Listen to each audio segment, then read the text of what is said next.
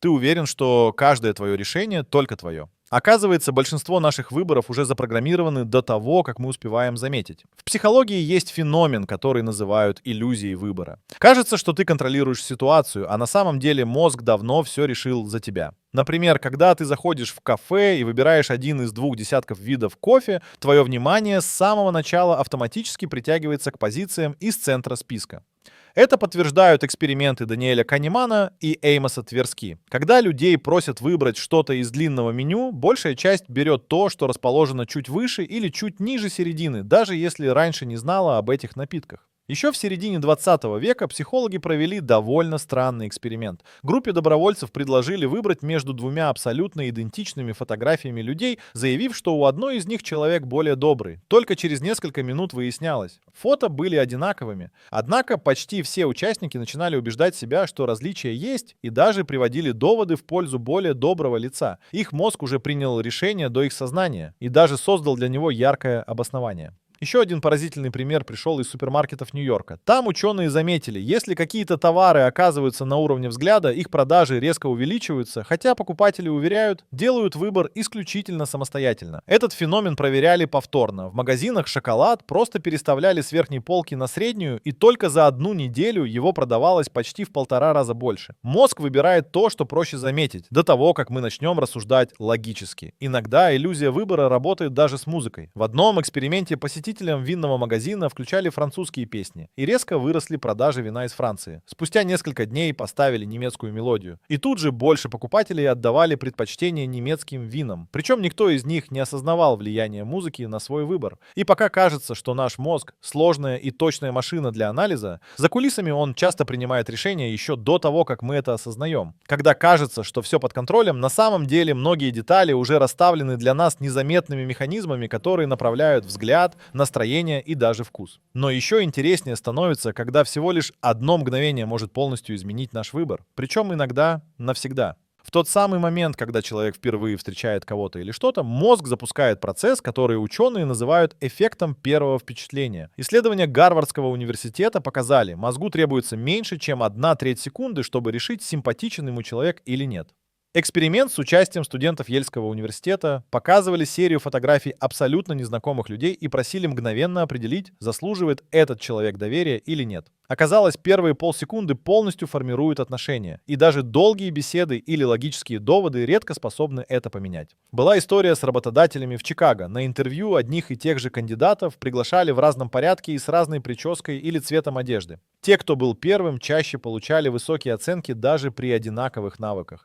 Один из самых ярких случаев произошел на конкурсе музыкантов для симфонического оркестра Бостона. До 70-х годов прошлого века женщины почти не проходили отбор. Но когда прослушивания стали слепыми, музыкантов играли за ширмой. Женщины начали выигрывать конкурсы в 3 раза чаще, а судьи признавались. Первое визуальное впечатление раньше неосознанно влияло на их решение. Во время судебного заседания в Лос-Анджелесе группе присяжных показывали фото подозреваемых перед слушанием дела. Те, кто выглядел более благонадежно, получали мягкие приговоры, хотя обвинения и доказательства были идентичны.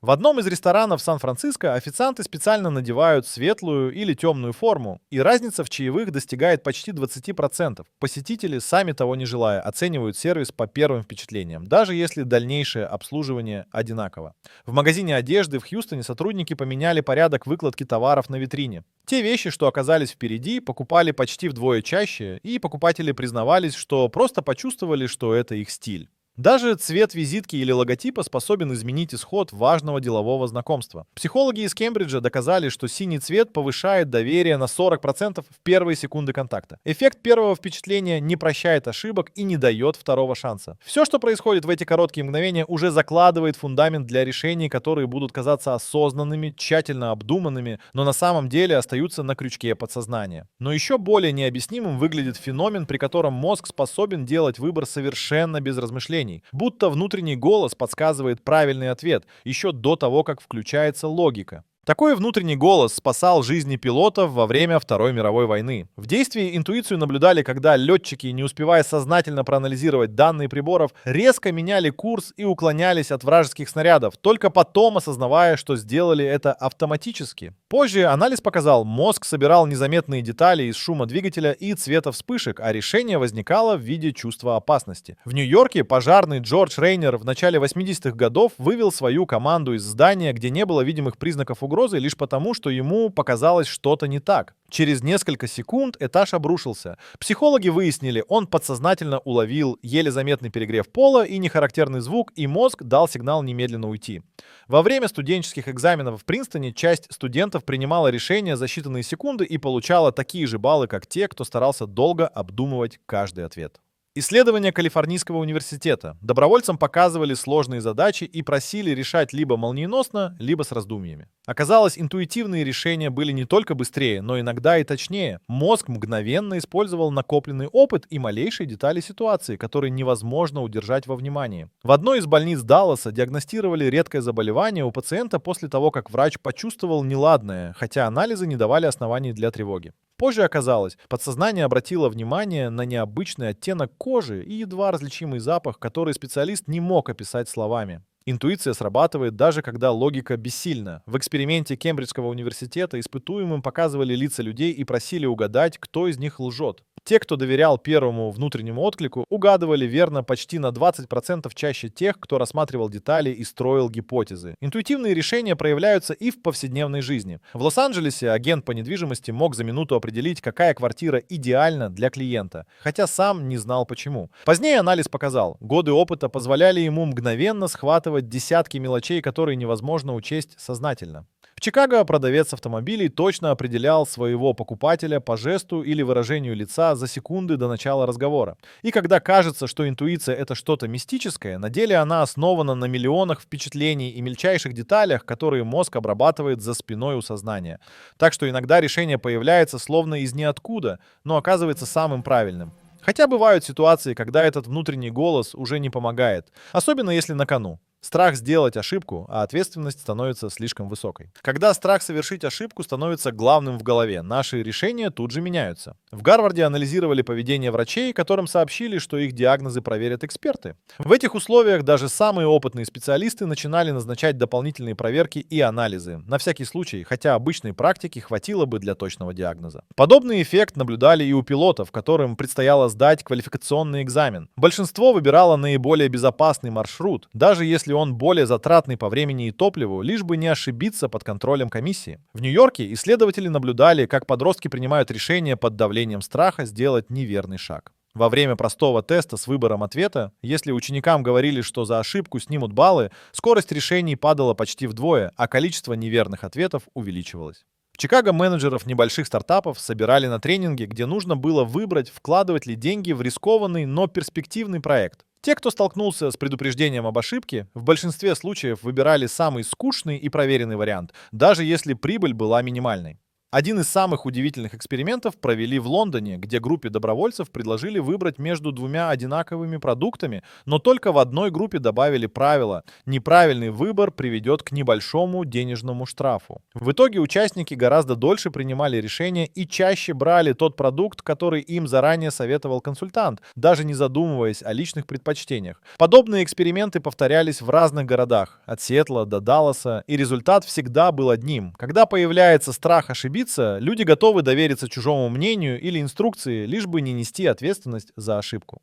В среде трейдеров с Уолл-стрит страх потери денег приводит к тому, что даже опытные специалисты начинают копировать решения коллег или перекладывать ответственность на автоматические системы, отключая собственную интуицию. В сфере образования студентам в Принстонском университете давали сложные задачи и предупреждали, что за неверный ответ снизят итоговую оценку. Итог: большая часть студентов выбирала простейшие, но не самые эффективные решения, действуя по принципу «лучше перестраховаться». История из Техаса. Пожарные во время учений, зная, что за каждый неправильный шаг снимут баллы, действовали медленнее и теряли драгоценное время, хотя в реальной работе решения решения принимают мгновенно и часто безошибочно.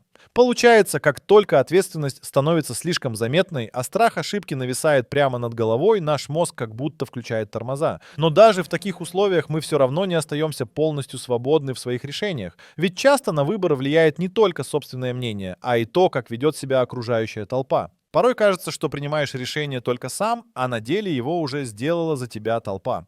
В середине 50-х в Чикаго психолог Соломон Аш провел эксперимент, который позже стал классикой. Группе студентов показывали линии разной длины и просили выбрать, какая из них совпадает с эталоном. Только один человек был настоящим участником, остальные — подставные. Они хором называли неправильный вариант. Почти каждый третий испытуемый соглашался с большинством, даже когда видел явную ошибку. Исследования позже повторяли во многих городах, от Бостона до Лос-Анджелеса, и всегда результат был похожим. Когда все вокруг делают один и тот же выбор, наш мозг включается в режим подражателя. В Лондоне в начале 2000-х социологи наблюдали за поведением покупателей на распродажах. Как только кто-то начинал брать одежду с конкретной полки, к ней тут же выстраивалась очередь. Хотя выбор был абсолютно случайным, основная масса покупателей тянулась туда же. В Париже провели эксперимент с очередями в кафе. Если официант искусственно собирал небольшую толпу возле пустого столика, остальные посетители уверенно выбирали именно это место, считая его самым популярным. В Нью-Йорке на Таймс-сквер группа актеров останавливалась и начинала смотреть в небо. За минуту к ним присоединялись десятки случайных прохожих, а еще через несколько минут десятки людей пытались разглядеть, что происходит наверху. В большинстве случаев никто даже не понимал причину, но внутреннее ощущение, если все смотрят, значит там что-то важное, срабатывало мгновенно. На фондовом рынке Уолл-стрит биржевые трейдеры регулярно попадали в ловушку эффекта толпы. Если один из ведущих аналитиков начинал делать ставку на определенные акции, остальные, опасаясь остаться в стороне, спешили повторить тот же шаг. В результате создавалась искусственная волна спроса, хотя объективных причин для этого не было. Аналогичный эффект фиксировали в финансовых центрах Далласа и Сан-Франциско. Массовый выбор часто подменял личную логику. В спортивных барах Чикаго исследователи наблюдали, как болельщики выбирают напитки. Если большую партию заказывали за соседним столом, за 5 минут тот же вид напитка начинали заказывать и другие гости, при том, что до этого отдавали предпочтение совсем другой марке. В магазинах Лос-Анджелеса экспериментаторы прятали видеокамеры возле стендов с чипсами. Как только несколько покупателей останавливались у одного вкуса, поток людей туда увеличивался в несколько раз. Во время выборов в Сиэтле журналисты анализировали, как влияет на решение очередь у избирательного участка. Если у одного павильона стояло больше людей, новые избиратели чаще шли именно туда, полагая, что это лучший или правильный пункт, хотя внутри условия были идентичны. Феномен толпы так силен, что даже когда решения касаются финансов, еды или даже простого выбора очереди, большинство людей предпочитает не выделяться и повторять действия других. Чем больше вокруг людей придерживается одной позиции, тем сложнее пойти против них, даже если внутренне чувствуешь несогласие. Постепенно начинается цепная реакция. Кто-то соглашается для вида, второй смотрит на первого, третий уже подражает следом. Так формируются волны массовых решений, которые почти полностью стирают личные предпочтения. Но когда появляется острая нехватка времени, выбор становится еще более спонтанным, и оказывается, что наши решения подчиняются совершенно другим законам. Когда времени на раздумья почти не остается, мозг переходит в режим экстренного выбора, и все законы логики отступают на второй план. В начале 2000-х группа исследователей из Техаса организовала необычный эксперимент. Испытуемым показывали на экране два цвета и просили быстро выбрать более приятный. Если человек колебался хотя бы пару секунд, экспериментатор начинал считать 1, 2, 3. Те, кто решал за доли секунды, позже не мог объяснить причину выбора. Ответы были случайными, но большинство уверенно утверждало: именно этот цвет мне нравится. Если же давали время на раздумья, участники чаще выбирали те цвета, которые видели раньше в рекламе или на упаковках с продуктами. В офисах Чикаго тренеры по продажам проводили тренинги. Сотрудникам нужно было выбрать из 4 вариантов ответа за 5 секунд, иначе задание засчитывалось как провал. В результате большая часть решений была продиктована первым впечатлением или привычкой. Менеджеры хватали самую знакомую опцию. Аналогичные методики использовали в нью-йоркских колл-центрах, чтобы ускорить обработку звонков. Сотрудники начинали больше полагаться на готовые шаблоны, а сами решения становились менее индивидуальными и неожиданно однообразными. Еще более наглядная картина на дорогах. В Лос-Анджелесе дорожные камеры фиксировали поведение водителей перед светофором, когда загорелся желтый. Почти 8 из 10 решали проехать или остановиться менее чем за секунду, полагаясь только на мгновенное ощущение «успею, не успею». Если машину останавливали полицейские и спрашивали о причинах решения, почти никто не мог объяснить свой поступок. Мозг действовал буквально на автомате. Во время соревнований поваров в Хьюстоне финальный раунд проходил по системе молниеносного выбора. Нужно быстро решить, какие ингредиенты использовать. Камеры показывали, как даже опытные шефы брали то, что лежало ближе всего. Позже в интервью они признавались, когда время ограничено, не думаешь, подходит ли продукт. Просто берешь то, что уже потренирован использовать. Армейские учения в Форт Беннинге проводились с жестким лимитом на принятие решений. У офицеров было не больше 3 секунд на отдачу приказа. Итог. Чаще всего выбирали стандартные, знакомые сценарии, даже если они не были оптимальными в новой ситуации. После дебрифинга выяснялось, никто не успевал анализировать, просто действовали по накатанным шаблонам. В психиатрической клинике Далласа исследовали влияние скорости выбора на эмоциональное состояние пациентов. Всем участникам давали на выбор 2 варианта решения конфликта, но время ограничивали одним вдохом. Большинство выбирало первый попавшийся вариант, а потом начинало искать для себя объяснение, почему поступили именно так. Позже сравнивали с теми, кто выбирал без спешки. Результаты решений отличались кардинально. В крупных супермаркетах Нью-Йорка у касс устанавливали таблички «Осталось 5 секунд до закрытия». Покупатели начинали хватать ближайшие товары, не задумываясь, нужны ли они им на самом деле. Аналогичную стратегию используют онлайн-магазины, где счетчик времени вынуждает клиента принять решение за считанные секунды, и конверсия вырастает почти на треть. Когда время поджимает, мозг берет под контроль автоматические реакции, вытесняя логику и рефлексию. Это проявляется в разных сферах, от простых покупок до сложных военных учений и корпоративных решений. Быстрый выбор часто оказывается не столько осознанным, сколько результатом встроенных привычек, давления момента и воздействия окружающей среды. Но даже в этих условиях, когда кажется, что выбор полностью наш, за кулисами всегда действуют невидимые рычаги, которые направляют каждое решение, подталкивая нас к нужному исходу. Но за всей видимой спешкой, давлением толпы и даже собственным страхом ошибки всегда остаются силы, которые почти незаметно управляют нашими решениями. В лабораториях Принстонского университета в начале 90-х специалисты незаметно меняли условия заданий. В одних случаях в комнате пахло свежим хлебом, в других стояли разложенные книги. Результат поражал. Под воздействием простых запахов и мелких деталей добровольцы делали совершенно разные выборы, хотя были уверены, что действуют только по логике. Известный эксперимент в Бостоне. На студентов, выбирающих между идентичными товарами, влиял цвет лампы над столом. Там, где свет был чуть теплее, чаще брали более дорогой продукт. Мозг воспринимал атмосферу как доверительную. В крупнейших сетях супермаркетов Нью-Йорка сотрудники специально регулируют уровень звука, чтобы стимулировать быстрые покупки вечером и создать чувство уюта утром. Согласно скрытым замерам, в магазинах с плавной музыкой люди в 2 раза чаще выбирали товары с конца прохода, а не у входа. Подобные сценарии программируют и в интернет-магазинах. Меняют порядок отображения товаров, добавляют ограниченные предложения и таймеры. В результате даже опытные покупатели не замечают, как их толкают сделать нужный выбор. В Лондоне страховая компания тестировала несколько вариантов писем для клиентов, предлагая оформить страховку. Одни письма начинались с напоминания о рисках, другие — с описания преимуществ. Там, где упор делали на безопасность, отклик был выше почти наполовину.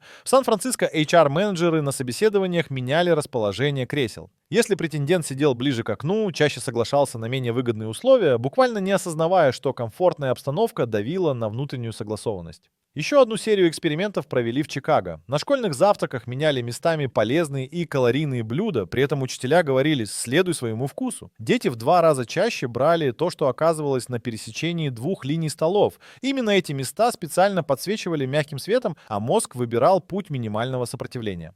Подобные невидимые рычаги действуют и на улице. В Нью-Йорке дорожные знаки с ярко-красной рамкой значительно чаще заставляли пешеходов перейти дорогу там, где этого требовали организаторы городского движения.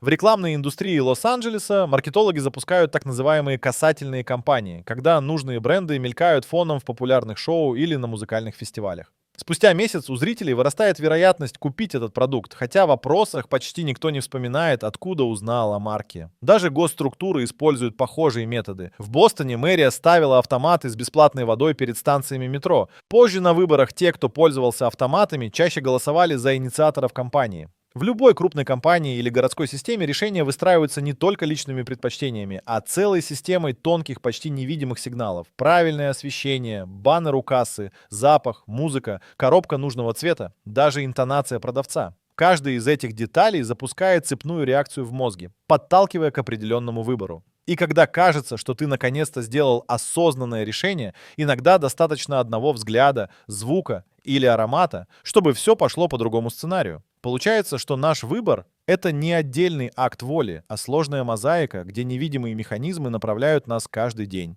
даже если мы уверены в собственной свободе.